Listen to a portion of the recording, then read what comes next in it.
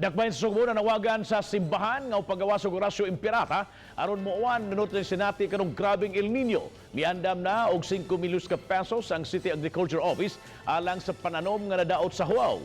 Ang report ni Alan Domingo.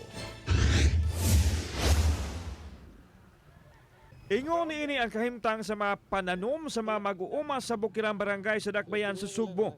Nangalaya na gumikan sa grabing kainit ug ang uban giatake sa peste. We allocate 5 million unya depende na siya sa gidakon sa area, depende po na siya sa crops pod nga gitanom kay lain-lain man na sila og value.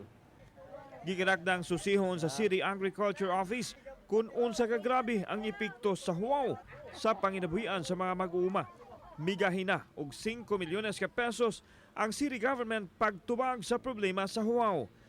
Samtang aduna naghihimong programa ang DVMF sa mamahimong epekto sa Huaw sa mga kahayupan sa kabukiran. Wala pa hinuon sila nakita nga epekto sa mga mananap. Ang ato more on preventive side. Muna naghatag ta distribute ta og mga kanang vitamins no. Unya gi istoryahan na sa mga farmers ug unsay angay buhaton. Nabalaka ang mga opisyal nga mograbe pa ang epekto sa El Nino.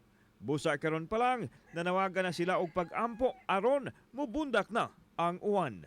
Ihangyo na to pod ang atong church no, ang atong simbahan nga ipadayon or ipatuman na siguro or isugdan na nato ang atong pagpangayo no, minsan labi na sa atong orasyo impirata. So manghangyo ta sa ato untang mga kaigsunan labi na sa atong mga kaparian nga usugdan na unta nato og ampo ang orasyon impirata kay nakabaw naman ta gisulti naman sa pag-asa nga by next month grabe ang atong init para matabangan sa ang ato ang mga kaigsunan.